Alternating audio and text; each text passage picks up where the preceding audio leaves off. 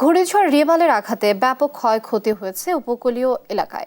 এ নিয়ে বিস্তারিত জানাতে সরাসরি যুক্ত হচ্ছেন সহকর্মীরা। শুরুতেই সাতক্ষীরা থেকে যুক্ত হচ্ছেন সহকর্মী শরীফুল্লাহ কায়সার সুমন। সুমন, ঘূর্ণিঝড় রিমালের তো ভয়াবহ অবস্থা আমরা জেনেছি এর মধ্যেই, এবং আমরা দেখেছিও সংবাদের মাধ্যমে। সো সেক্ষেত্রে আপনি আমাদের জানাবেন ক্ষয়ক্ষতির চিত্র এখন কি অবস্থা? লিনিয়া, আপনি যেমনটি বলছিলেন, আমি এইখানেই কিন্তু আপনাকে জানানোর দরকার যে এখানেই কিন্তু আমরা দেখিয়েছিলাম এই বাঁধ কিন্তু অত্যন্ত ভঙ্গুর একটি বাঁধ। এই যে প্রমত্তা খোলপেটুয়ার তীরে এই যে বাঁধটি, এই বাঁধটি আপনি দেখতে পাচ্ছেন যে কোনো রকমে কিন্তু একটি ত্রিপল কাপড় দিয়ে কিন্তু টিকিয়ে রাখা, এটি আসলে ভেঙে যায়নি। তার কারণটি হচ্ছে যে ঝড় এবং যে একেবারে উপর দিয়ে, যে কারণেই কিন্তু এটি ক্ষতিগ্রস্ত হয়নি, কিন্তু চাল উড়ে গিয়েছে, মানুষের ব্যাপক ক্ষয়ক্ষতি হয়েছে। আমরা যেদিকে গিয়েছি, যে উপকূল জুড়ে যেদিকে হেঁটেছি, শুধু সেদিকেই মানুষের দুঃসহ কষ্টের একটা চিত্র ফুটে উঠেছে। এখানে শিলা, সুচিত্রা, বাসন্তী, যার কাছে আমরা পৌঁছচ্ছি, আমরা এর আগেও আপনাদেরকে দেখাতে সক্ষম হয়েছি। যেখানে যাচ্ছি আসলে চিত্রগুলো খুবই অসহায় চিত্র। কোন রকমে টিকিয়ে রাখা হয়েছে কাপড় দিয়ে, ত্রিপল দিয়ে এই চালগুলো টিকিয়ে রাখা হয়েছে। আপনি সাদা সাদা ত্রিপল গুলো দেখতে পাচ্ছেন। আপনার বাড়ি তো তাল গাছ পড়ে কি হয়েছিল আপনি একটু বলেন। ঝড়ের সময় তাল গাছ পড়ে আমার ঘরের চাল পড়ে গেছে, আর বেড়াও ভেঙে গেছে, আর আমার ঘরের যা জিনিসপত্র ছিল সবগুলো নষ্ট হয়ে গেছে। আর আমার হচ্ছে ঘরে কোনো খাবার সমস্যা কিছু নাই, সব ভিজে গেছে, চাল ছিল, আবার রান্না খাওয়া খুব সমস্যা। আচ্ছা, কতবার দেখলেন এই খোলপেটুয়ার তীরে আপনার ঘর, আপনার বাড়ি ভেঙে চুরমার হয়ে গেল? কতবার দেখলেন? তো প্রায় 95 সাল থেকে যাবৎকাল হয়তো 8-10 বার মতো দেখেছি। আর হলো এই ঘর বাড়ি ভাঙতে ভাঙতে আমাদের যে কি কষ্ট, আপনারা নিজে চোখে এসে না দেখলে বুঝতে পারবেন আমরা যে কি দুরবস্থায় আছি। আমাদের ঘর বাড়ি নাই, আসবাবপত্র নাই, বাসা ঘাসা নিয়ে কি খাবো, কোথায় যাব? এই দয়ের ঘাটের কথা আমরা কিন্তু লিনিয়া অনেকবার বলেছিলাম, এবং আশাশুনিতে আমরা অনেকবার সরাসরি সম্প্রচার। কতজন দেখতে এসছে, আপনাদের খোঁজ খবর নিয়েছে, কে কে একটু জানান। নিয়েছে লোকজন, নিয়েছে আমাদের খোঁজ খবর আনতে, আমাদের সতর্ক দিয়েছে যে ঝড় তুফান উঠবে, তোমরা সতর্ক সহবানে যাও। আর আমাদের ঘর বাড়ি সব উড়াই গেছে, আর বেড়া টেড়া ভেঙে সব নিচু হয়ে গেছে, বান্দা ধরা দিয়ে রাখছি, কাঠ কুটু যেখানে যা ছিল সব ভিজে গেছে। আর হচ্ছে শুকনো খাবার কোনো ব্যবস্থা ছিল না, যাই করে না খেয়ে না দিয়েছিলাম। তারপর আজকের খাবারের ব্যবস্থা কি আছে? আজকের খাবারের ব্যবস্থা নেই, ব্যবস্থা করতে হবে, তারপরে আমরা খেতে পারবো। বাচ্চা আমরা শুনছিলেন লিনিয়া, আপনার এই উপকূল জুড়ে আমরা আসলে শ্যামনগর থেকে আসা শুনি, আমরা গ্রামকে গ্রাম যেখানে যাচ্ছি, চিত্রটি কিন্তু আসলে এই শিলা, বাসন্তী, সুচিত্রাদের মতো পুরো চিত্রটি কিন্তু একই চিত্র। যেখানে যাচ্ছি মানুষ, কারোর দেয়াল উড়ে গিয়েছে, কারোর চাল উড়ে গিয়েছে, কারোর আসবাবপত্র ভাসিয়ে দিয়ে গিয়েছে। আজকে আসলে এই যে টানা রেমালের যে 2 দিনের টানা বৃষ্টি, ঝড়ো হওয়া, আজকে এই দরিদ্র সাধারণ মানুষকে কতবার যে ক্ষতবিক্ষত করে দিচ্ছে। তাদের একটা দাবি, অত্যন্ত জরুরি দাবি, তাদেরকে সহযোগিতা করা হোক, এবং এটির পাশাপাশি তাদের সবচাইতে জরুরি দাবি হচ্ছে তাদের জলবায়ু সহনশীল টেকসই বেড়িবাঁধ এবং জলবায়ু সহনশীল গৃহ নির্মাণ। আজকে এটি সময়ের দাবি। এই ছিল সাতক্ষীরার সর্বশেষ। লিনিয়া, আমরা এই বিষয়ে আরো জানবো। আমরা যাচ্ছি বরগুনায়, সেখানে রয়েছেন রিয়াজ আহমেদ মুসা। আপনি নিশ্চয়ই শুনতে পাচ্ছেন ক্ষয়ক্ষতির যে পরিমাণ হয়েছে, আসলে সে বিষয়টি তো অবশ্যই আপনি আমাদেরকে জানাবেন সে বিষয়ে। আর এই যে ক্ষয়ক্ষতি যে হলো, সাহায্য সহযোগিতা নিয়ে কেউ কে এগিয়ে এসেছেন কিনা, এর মধ্যে বিস্তারিত জানাবেন। অসংখ্য ধন্যবাদ। এই যে রিমেলের যে তাণ্ডব, সেটি কিন্তু পুরো উপকূল জুড়ে ক্ষত বইছে, এবং আমি যদি দেখানোর চেষ্টা করি, পুরো উপকূলের বিভিন্ন রাস্তায় কিন্তু গাছ পড়ে আছে। সেখানে কিন্তু আনসার সদস্য থেকে শুরু করে ফায়ার সার্ভিসের সদস্যরা কিন্তু কাজ করে যাচ্ছে, এবং এই রাস্তা ক্লিয়ার করার জন্য আমরা এখন উপজেলা আনসার অফিসারের সাথে কথা বলার চেষ্টা করবো। কি ধরনের ক্ষয়ক্ষতি হয়েছে, আপনারা কি ধরনের সাহায্য সহযোগিতা করছেন? ধন্যবাদ। আপনারা জানেন যে ঘূর্ণিঝড় রেমলের কারণে গত 3 দিন ধরে এসেছে বরগুনা। এখানে আমার জীবনে সবচেয়ে বেশি ক্ষয়ক্ষতির পরিমাণ আমি এখানে দেখেছি এবং এখানে এত পরিমাণ ক্ষয়ক্ষতি হয়েছে, রাস্তাঘাট বিভিন্ন ধরনের গাছপালা পড়ে রাস্তাঘাটগুলো বন্ধ হয়ে গেছে। আমার জেলা কমান্ডার স্যারের নির্দেশ ক্রমে এবং রেঞ্জ কমান্ডারের কাছে পরিচালনায় আমরা এখানে এসেছি আজকে। এবং এখানে আমরা আপনারা জানেন গতকালকে বরগুনা বড়ইতলা ফেরিঘাট থেকে পুরাকাটাচি ফেরিঘাট পর্যন্ত আঞ্চলিক মহাসড়ক রয়েছে, সেখানে বিভিন্ন ধরনের গাছ পড়েছিল, বিশেষ করে চাম্বুল গাছ, যে যার কোনো শিকড় নেই এবং এই গাছগুলো একটু ঝড় হলে পড়ে যায় এবং সেটাও পড়েছে। তারপরে কদম গাছ পড়েছে, বট গাছ পড়েছে এবং আমরা এগুলো গতকালকে অপারেশন করছি বাংলাদেশ ফায়ার সার্ভিসের সাথে। আজকেও আমরা সকাল থেকে বাংলাদেশ ফায়ার সার্ভিসের সাথে আমরা কাজ করে যাচ্ছি এবং এছাড়া আমরা এখানে কাজ শেষ করে, আপনারা জানেন সার্কিট হাউস অত্যন্ত গুরুত্বপূর্ণ একটা জায়গা এবং এছাড়াও আমরা যে বাকেরগঞ্জ যে হাইওয়ে আছে সেখানেও আমরা কাজ করব। এছাড়া পুরকাটা ফেরিঘাট এবং নিশানবাড়িয়া যে আঞ্চলিক সড়ক যেটা আছে সেটা, তারপরে চালতাতলি যেটা আছে সেখানে আমরা কাজ করব। এবং আমি যেটা দেখলাম যে নদীর বাইরে যে লোকগুলো আছে সেখানে অনেক লোকই এখানে ক্ষতিগ্রস্ত হয়েছে। এবার আমরা পটুয়াখালী যুক্ত হব। পটুয়াখালীতে আছেন সহকর্মী সাইদ ইব্রাহিম। ইব্রাহিম, আপনি জানাবেন এখনকার কি পরিস্থিতি দেখছেন? ধন্যবাদ আপনাকে। টানা 18 ঘন্টা তাণ্ডব চালিয়ে লন্ডভন্ড করে দিয়ে গেছে ঘূর্ণিঝড় রিমাল। আমি যদি আপনাকে একটু দেখাই তাহলে দেখবেন পটুয়াখালী শহরে আসলে যে অবস্থাটি করে দিয়ে গেছে ঘূর্ণিঝড় রিমাল তারই একটা অংশ আপনাকে দেখাচ্ছি। এটা হলো পটুয়াখালী ডিসি কোর্ট এরিয়া। এই এরিয়ার যে কটি গাছ ছিল সবগুলোই কিন্তু পরে ডিসি বাংলা ক্ষতিগ্রস্ত হয়েছে। এছাড়া 114.7 কিলোমিটার বেগে তাণ্ডব চালিয়ে লন্ডভন্ড করে দিয়ে গেছে জেলা শহর সহ উপকূলীয় অঞ্চল। যদিও ঘূর্ণিঝড়ের তাণ্ডব এইখানে যা থাকলো, কিন্তু এছাড়া আপনার যে উপকূলীয় অঞ্চলগুলো, চর অঞ্চল, বিশেষ করে রাঙ্গাবালি, খেপুপাড়া, মির্জাগঞ্জ, এই জায়গাগুলোতেও কিন্তু ব্যাপক ক্ষতি হয়েছে। ফসলের মাঠগুলো তলিয়ে গেছে। এদিকে ঘূর্ণিঝড় রিমালের প্রভাবে পটুয়াখালী অতিক্রম করলেও হু করে বেড়েছিল গতকালকে জোয়ারের পানি।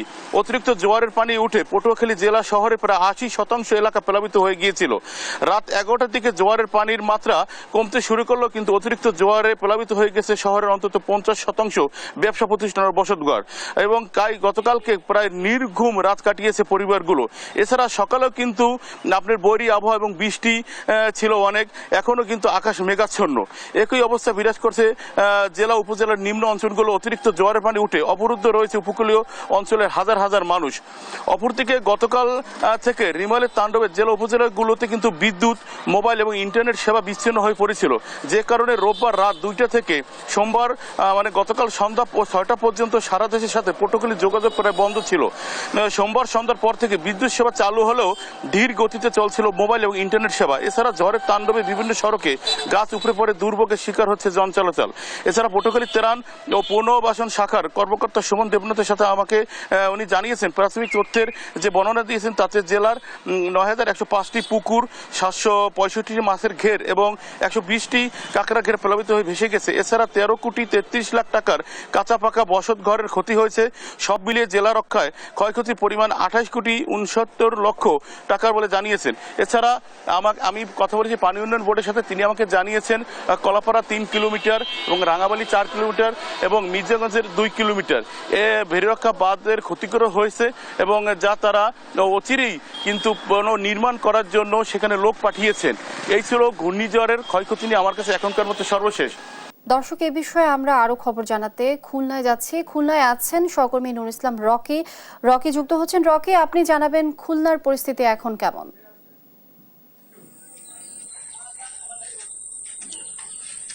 ধন্যবাদ। আসলে খুলনায় কিন্তু রিমেল ঘূর্ণিঝড় তাণ্ডবের পরে পরিস্থিতি খুবই খারাপ হয়েছে। বিশেষ করে খুলনা জেলার 4টা উপজেলায় কিন্তু রিমেল মূলত তাণ্ডব চলেছে। এগুলো হচ্ছে কয়রা, পাইকগাছা, আপনার দাকপ এবং বটিয়াঘাটের একাংশ।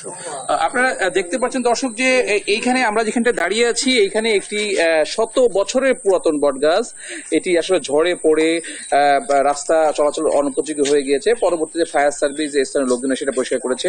আমরা খবর নিয়ে জানতে পেরেছি যে খুলনার বিভিন্ন জায়গায় প্রায় ৭৬,৯০০ বাড়িঘর টোটাল সম্পূর্ণভাবে ধ্বংস হয়ে গিয়েছে এবং ৪,১৫,০০০ মানুষ কিন্তু ক্ষতিগ্রস্ত হয়েছে বলে আমাদেরকে জেলা প্রশাসনের সূত্র জানিয়েছে। আমি আরেকটু বলতে চাই যে খুলনায় কিন্তু যেহেতু নদীর চারপাশে আসলে খুলনাটা অবস্থিত, খুলনার এই উপজেলাগুলার 20টি কেন্দ্র থেকে আসলে নদীর পানি উপজেলাগুলোতে প্রবেশ করছে, যার কারণে কিন্তু পুকুর, মৎস্যঘের, বসত বাড়ি সহ সবই কিন্তু প্লাবিত হয়ে গেছে। এবং এখন অনেক মানুষ কিন্তু আসলে সাইক্লোন সেন্টারে অবস্থান করছে এবং কিছু জায়গা এলাকায় আমরা গবাদি পশু মারা গিয়েছে খবর পেয়েছি। তবে এখনো পর্যন্ত কিন্তু ঘূর্ণিঝড় রিমেলের আঘাতে নিহতর খবর মাত্র একজন আমরা পেয়েছি। এছাড়া কিন্তু পূর্ণাঙ্গ খবর পেতে আরো একটু সময় লাগবে বলে আমাদেরকে খুলনা জেলা প্রশাসন জানিয়েছে। আমি আপনাদের মাধ্যমে দর্শকদের আরো একটু জানাতে চাই যে রিমেলের তাণ্ডব কিন্তু গতকাল প্রভাব যেটা গতকাল রাত অবধি কিন্তু বৃষ্টি ছিল, আজকে কিন্তু সকাল থেকে আবার প্রচন্ড রোদ এবং গরমের প্রভাব খুলনাতে শুরু হয়েছে। তবে এটুকু একটু বলে রাখি যে রিমেলে কিন্তু আসলে খুলনার বিশেষ করে কয়রা, পাইকগাছা, দাকপে কিন্তু আসলে প্রচন্ড ক্ষয়ক্ষতি হয়েছে। এই এলাকার মানুষ আসলে দুর্ভোগে পড়েছে। এই যে রিমেল ঘূর্ণিঝড়ের কারণে তারা বাসা বাড়ি থেকে সাইক্লোন সেন্টারে গিয়েছে এবং তারা এসে দেখতে পেয়েছে যে তাদের বাসা বাড়ি প্লাবিত হয়ে গেছে। আসলে এই যে ক্ষতিপূরণ এইটা আসলে কোনোভাবেই আসলে পোষানো সম্ভব না। তারপরেও আমরা একাধিক ক্ষতিগ্রস্ত মানুষের সাথে কথা বলেছি, তারা আমাদেরকে জানিয়েছে যে এটা হচ্ছে প্রাকৃতিক দুর্যোগ এবং এটা তো আসলে কারোর হাতে নেই। তারপর তারা সবকিছু মেনে নিয়ে নতুন করে জীবন যাপনের জন্য তারা কাজ শুরু করবে। আমি আর একটু বলে রাখতে চাই যে সকালবেলায় কিন্তু আমরা খুলনার জেলার কয়রা এবং পাইকগাছা উপজেলা খবর নিচ্ছে, সেখানে কিন্তু এখনো মৎস্যঘের পুকুর প্লাবিত অবস্থায় আছে এবং একটি বড় সংখ্যার মৎস্যঘের কিন্তু প্লাবিত হয়েছে এবং এতে কিন্তু আর্থিকভাবে এই এলাকার মানুষ ক্ষতিগ্রস্ত হয়েছে এবং এটি আসলে পুষিয়ে নেওয়া খুবই কষ্টকর। পাশাপাশি একটু বলে রাখি যেহেতু নোনা পানি ঢুকে গিয়েছে এবং এই নোনা পানি সরে যেতে যে সময়টা লাগবে এতে কিন্তু ফসলেরও ক্ষতি হবে এবং এই যে আমাদের যে আবাদি ফসল যেটা বলি এতেও কিন্তু কৃষকরা ক্ষতিগ্রস্ত হয়েছে। পাশাপাশি অনেক গরু খামার যারা আসলে আগামী কোরবানির জন্য প্রস্তুত হয়েছিল তারাও কিন্তু ক্ষতিগ্রস্ত হয়েছে যে এই সামনের কোরবানিদের আগে এই যে বড় ধরনের তাণ্ডবে তাদের পশুদের উপর অনেক পশু মারা গিয়েছে, অনেক পশু আসলে জোয়ারে ভেসে গিয়েছে। এই হচ্ছে এখানকার অবস্থা। পাশাপাশি একটু বলে রাখি যে দাকপ উপজেলায় এবং পাইকগাছা উপজেলায় যে নদী থেকে পানি প্লাবিত হয়ে গ্রামে প্রবেশ করেছে, এই সব গ্রামের কিন্তু প্রায় অর্ধ শতাধিক গ্রাম কিন্তু এখনো প্লাবিত এবং এই পানি কবে নাগাদ সরবে এটা আসলে বলা মুশকিল। আমি লিনিয়া আরো একটু বলতে চাই যে ঘূর্ণিঝড় পরবর্তীতে কিন্তু জেলা প্রশাসন সহ বেসরকারি এনজিও বা যারা আছে তারা কিন্তু আজকে সকালে আপনার এদের সহযোগিতার জন্য ত্রাণ, চিকিৎসা সেবার মেডিকেল টিম এরা আলাদা আলাদাভাবে খুলনার জেলার বিভিন্ন উপজেলায় পৌঁছে গেছে। যেহেতু আপনি জানেন খুলনা থেকে কিন্তু আপনার কয়রা উপজেলায় 110 কিলোমিটার দূরে যেতেও অনেক সময় লাগবে। আর এই ঘূর্ণিঝড়ের কারণে আসলে রাস্তাঘাট ভেঙে গিয়েছে, সাধারণ স্বাভাবিকভাবে কিন্তু গাড়িতে যাওয়া আসা একটু আসলে সমস্যার সম্মুখীন হচ্ছে। আর একটু বলে রাখতে চাই যে খুলনার পাইকগাছা কিন্তু আসলে মৎস্য আমাদের একটা উৎপাদনের একটা বড় এলাকা, সেখানে কিন্তু এর প্রভাবটা আসলে ব্যাপকভাবে পড়েছে এবং আসলে তারা খুবই হতাশ এবং হতবাক হয়ে গেছে এই ঝড়ের প্রভাবে।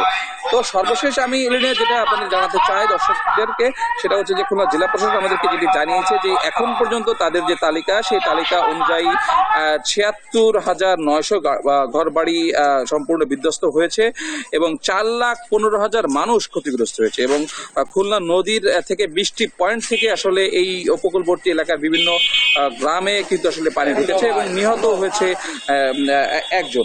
পাশাপাশি লিনিয়া আমি একটু বলে রাখতে চাই যে আজকে যেহেতু সকাল থেকেই রোদের প্রভাব এবং গরম পড়েছে, এখানে হয়তো বা জেলা প্রশাসন আমাদের জানিয়েছে যে যেহেতু দুর্গম এলাকায় আসলে ত্রাণ নিয়ে পৌঁছাতে হবে, রাস্তাঘাট ভেঙে গেছে, তারপর তারা তাদের সকল ব্যবস্থা নিয়ে যাচ্ছে। তারা যারা এই ঘূর্ণিঝড়ের তাণ্ডবে ক্ষতিগ্রস্ত হয়েছে তাদেরকে ত্রাণ, চিকিৎসা সামগ্রী, সুপেয় পানি, স্যালাইন সহ যে ধরনের সহযোগিতা প্রয়োজন সব সহযোগিতা সরকারি বেসরকারি এনজিও সকলে কিন্তু দেওয়া শুরু করেছে। এটা ছিল খুলনা থেকে রিমেল পরবর্তী সর্বশেষ সংবাদ।